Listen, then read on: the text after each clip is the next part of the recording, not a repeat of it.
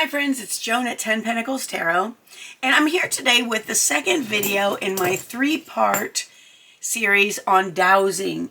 Now, I told you that the second one was going to be on L-rod dowsing. Now, these are L-rods, and they are made up of, like, it looks like brass. I really don't know. So there's this loose straw type thing that goes around here, so the rod swings. You see, it's like you can't hold it tight even if you want to. Like, I'm holding this as tight as I can and it still swings freely. Okay, and that's what it needs to be, because you know, the rods need to swing to give you your answers.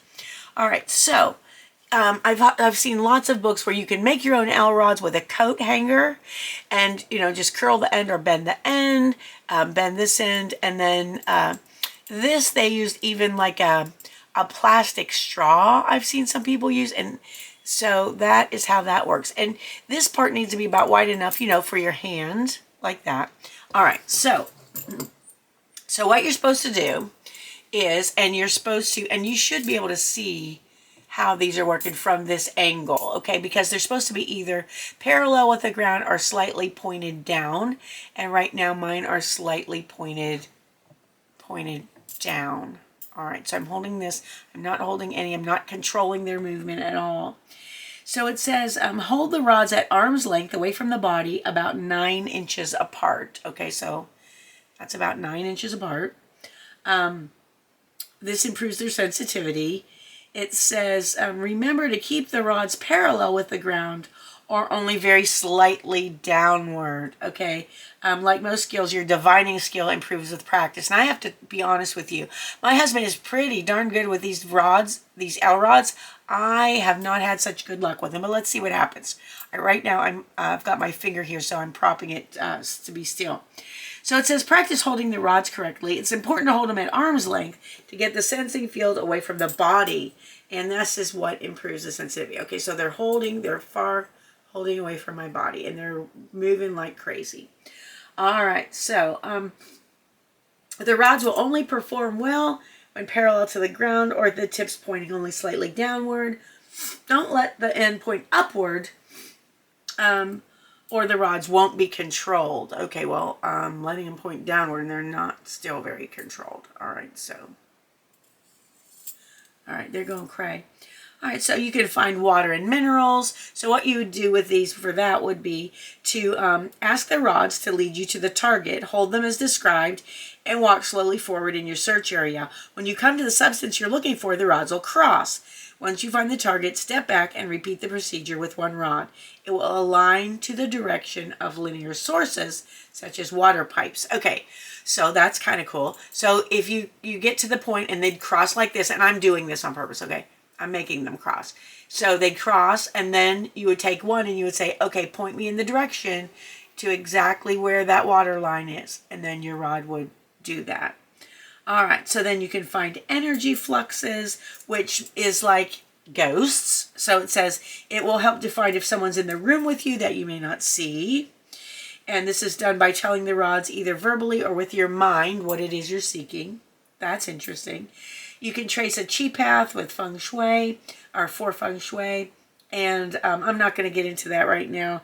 And you can divine, this is the part I like, divine the future or get answers to your questions. All right, and this is the most difficult to do well or correctly, because it just is. It takes a lot of practice and patience. So really how what we're doing right now is going to go, I don't know. I can't hold them so you can see that I'm not fluffutzing with them, but I promise you that I'm just holding this like this so they can move freely, and I'm pointing them slightly downward. So let's see what happens. So first I'm going to ask the rods, please show me which position indicates yes. Please show me which position indicates yes. And they should do something. All right, so it looks like yes is straight out. Very good. Thank you. Thank you. Now, please show me no. Please indicate what no looks like. What does no look like? Now they are crossing. And I promise I am not moving them. So no is crossing. and yes is opened up straight out. All right, thank you. And then you are supposed to thank the rods politely all the time. Thank you. Just like you thank your pendulum, just like it's another person. And then we're going to ask our question and wait for the answer. Okay, so. Okay.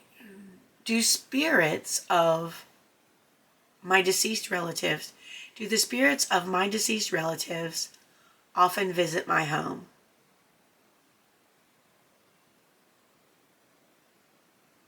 Okay, that is a yes. Do the spirits of my husband's deceased relatives often visit our home? That's another yes. All right, let's see.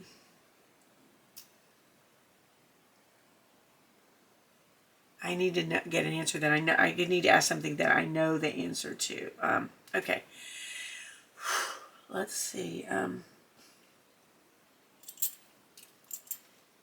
Has the spirit of Abraham Lincoln ever visited my home?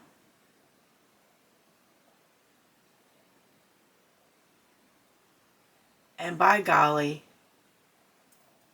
they're crossing. And I swear to you, I did not do it. Okay, very good. So that seems like it's giving me legit lesson yes and no questions. So, as it says in my instructions, it says it's important to begin with questions which you don't have a strong personal stake. Stress can affect performance. So I don't want to ask something that I'm going to be very worried about the result, like, will I do well on my evaluation at work? So I don't want to ask that because, that can really affect the answer. So as you practice and refine your technique, progress is easy. Keeping your questions simple so that the yes and no answers are best. That's the simplest. And doing this fine-tuning of asking the rods to show you yes and no is important before each day's session, as rarely, but occasionally things can change. All right, so it says you can also divine breaks in energy patterns or in your energy field around your body, and that way people can use these to diagnose disease. So that's kind of interesting. So there's many, many more uses for dowsing rods or L-rods, and it says in time they can become one of your most valuable divination tools. Okay, so that is a little introduction to dowsing or divining with L-rods. Now again, there are a lot of books that you can get on this. I'm sure there are a lot of videos you can look up on YouTube. This was just a little introduction for you. And the next time, for the next lesson, or the next video in this series, I want to do simple self-kinesiology techniques to answers or help to make decisions. And I use the kinesiology techniques. That's like using your body. It's dowsing with your body. And I'll tell you what, I use this when I'm shopping all the time. And it's not something where people will notice it. So it's not like you're standing there looking weird and doing weird things. Unless, of course, you make a big deal out of it, which would be, I don't know, that's just not me. So anyway, so that's going to be the third lesson. And then I have to show you, I'm going to add a fourth one. It was only going to be 3, but I'm going to add 4. And it's going to be what got me started with pendulums and dowsing. And it is like the 1968, I'm not really sure what the year is, I'll be able to tell you, Kreskin's ESP board game that was given to me when I was a child. And it is the coolest thing. I found one on eBay or Amazon. Anyway, I'll show it to you, the 4th lesson. So the 3rd lesson, next lesson is going to be body dowsing or kinesiology. And so stay tuned for that. If you haven't seen the first one on pendulums, please take a look at that. These are like introductory videos, but they should give you some good information. So I thank you for joining me. If you like the video, please give it a thumbs up and consider subscribing to my channel. It's completely free to you and it helps me out a lot. And if you hit the notification bell, you'll be notified whenever a new video is released for viewing. So, thanks again. I appreciate you more than you'll ever know. I hope you have a wonderful morning, afternoon, or evening, whatever it is where you are. And I hope to see you again soon. Thanks for watching. Bye-bye.